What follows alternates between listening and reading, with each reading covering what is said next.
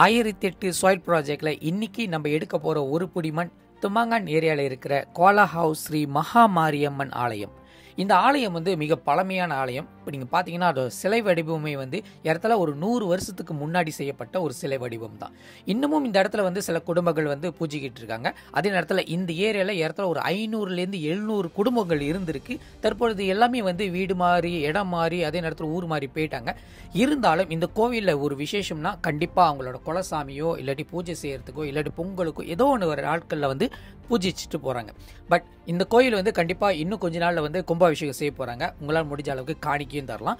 இந்த கோவிலேருந்து ஒரு புடி மண் எடுக்கிறதுக்கு நான் பாக்கியம் பெறுறேன். காரணம் இந்த இடத்துல இருக்கிற சக்தி வேற லெவலில் ஒரு வைப்ரேஷனாக இருந்துச்சு. நீங்கள் கிளாந்தான் ஏரியாவுக்கு வந்தீங்கன்னா கண்டிப்பாக கோலா ஹவ் மாரியம்மன் பார்த்துட்டு போங்க. இந்த கோவில் எங்கே இருக்குன்னா எக்ஸாக்ட்லி தாக்கோ எஸ்டேட்டுக்கு போகிறதுக்காக எடுக்கிற ஜெத்தி இருக்குல்ல, அந்த இடத்த தள்ளி ஒரு 10 நிமிஷத்தில் இந்த இடத்த பார்த்துடலாம். மகாமாரியம்மன் ஆலயம் பக்கமே பார்த்தீங்கன்னா பூங்காத்தம்மனோட குலசாமி வழிபாடும் இருந்திருக்கு. முன்பு 2014 நடந்த வெள்ளத்தில் பல விஷயங்கள் அழிஞ்சிட்டு போயிருக்கு. பட் இந்த புத்தும் இன்னமும் அங்கே தான் இருந்திருக்கு. அப்புறம் கோலாஹாவை விட்டுட்டு நிறைய குடும்பங்கள் இடம் மாறி போகும்போது இந்த ஆத்தாலும் கூட்டிகிட்டு போயிட்டாங்க. பட் இந்த புத்து இன்னும் வளர்ந்துக்கிட்டு தான் இருந்துச்சு. அதனால இந்த மகாமாரியம்மன் ஆலயம் என்ன செஞ்சா இந்த புத்தை பராமரிக்கணும்னு சொல்லிட்டு இங்கே ஒரு கோவில் கட்டி இங்கேயும் அந்த வழிபாடு நடத்திட்டு இருக்காங்க. உங்களோட குலசாமி தேடிக்கிட்டு இருக்கீங்களா? பூவாடக்காரிக்கும் இங்கே பூஜிக்கலாம், பூங்காத்தம்மனுக்கும் இங்கே பூஜிக்கலாம்.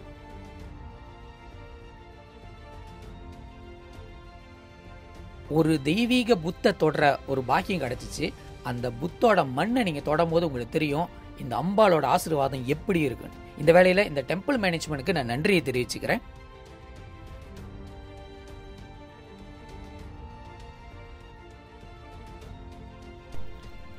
இன்னொரு 1000 குடும்பம் வாழ்ந்த ஒரு நகரத்துக்கு போறோம். இங்க அருள்மிகு ஸ்ரீ மரத்தாண்டவர் வில்வா முன்னீஸ்வரர் ஆலயம் லாடாங் பாசேர் காஜா கோலாக்ராய் கிளாந்தான் இந்த ஏரியால ஒரு மகத்தான ஒரு முனீஸ்வரரை பார்க்க முடிச்சு. இந்த கோவில் ஓரத்திலே ஒரு நதி இருக்கு. இந்த நதியோட கரையை பாதுகாக்கிறதுக்காக எஸ்டேட்டோட துறைகள்லாம் ஒரு பெரிய பெரிய காயுபால மரத்தை நட்டு வச்சிருந்தாங்க.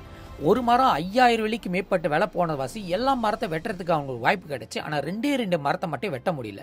அதில் முன்பு பம்பு செட்டு போகிறதுக்காக வந்த மலாய்க்காரவங்க என்ன சொல்லியிருந்தாங்கன்னா இதில் ஒரு வெள்ளை உருவம் வந்துட்டு போகுது. இங்கே தெய்வத்தோட நடமாட்டம் இருக்கிற வாசி இந்த இடத்துல முனீஸ்வரர் ஆலயமே எழுப்பினாங்க. இங்கு காளியம்மனோட வழிபாட்டும் இருக்கு. சப்த கன்னிகள் அதாவது 7 கன்னி மாதாவோட வழிபாட்டும் இருக்கு. ஒவ்வொரு சிலை வடிவங்களை பார்த்தோம்னா புராண காலத்திலோட சிலை வடிவமாக தான் இருக்கு. இந்த வேலையில ஒரு புடி மண்ணை கொடுத்த டெம்பிள் மேனேஜ்மெண்ட்டுக்கு நான் நன்றியை தெரிவிச்சுக்கிறேன்.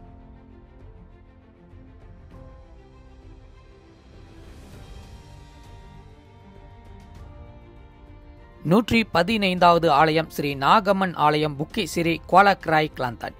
இந்த ஆலயம் ஒரு தாமன் நடுவில் இருக்கு. அதுவும் கெசடட் பண்ணப்பட்ட ஏரியால தான் இந்த ஆலயத்தை உருவாக்கி இருக்காங்க. இந்த ஆலயம் உருவாக்குற காரணம் என்னன்னா இந்த புத்தை இந்த கோவிலோட அம்மாவோட தகப்பனார் தான் கண்டுபிடிச்சு இங்க வழிபாடு செஞ்சுட்டு இருக்காரு. இது ஒரு நேரம் கடந்து சாமி கும்பிட மாட்டாங்க. காரணம் இந்த புத்துக்கள் இன்னமும் நாகம் வாழுதுன்னு சொல்லியிருக்காங்க. நிறைய தடவை நாகத்தை பார்த்துருக்காங்களாம். தமன் ஸ்ரீவாலி பொது கோயிலா இருக்கிற ஸ்ரீ முன்னீஸ்வரர் ஆலயம் தான் இன்னைக்குள்ள பயணத்துல இறுதியான கோவில்.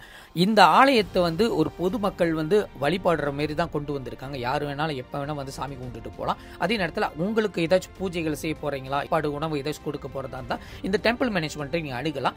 அதுக்குண்டான வேலைகள் அவங்க செய்வாங்க. இந்த இடத்துல இருந்து ஒரு புடி மண் எடுக்கிறது ஒரு பெரிய பாக்கியமா தான் இருக்கு. காரணம் அந்த வேப்ப மரத்துக்கு அடியில் இருக்கிற சக்தி என்னால் உணர முடிச்சு. இந்த வேலையில நம்மளுக்காக கைட் பண்ண இன்னைக்குள்ள அந்த அம்மாவுக்கு நன்றியை தெரிவிச்சுக்கிறேன். அதே நேரத்தில் அடுத்தடுத்த எபிசோட்ல அடுத்தடுத்த கோவில் எங்கெங்கெல்லாம் போக போறோம் நீங்க செக் அவுட் பண்ணுங்க. இந்த வீடியோஸை பார்த்துட்டு லைக் பண்ணி ஷேர் பண்ணி ஃபார்வர்ட் பண்ணவங்க எல்லாருக்கும் நன்றியை தெரிவிச்சுக்கிறேன். இது 1008 சாயில் ப்ராஜெக்ட் கிளாந்தான் எக்ஸ்பெடிஷன்.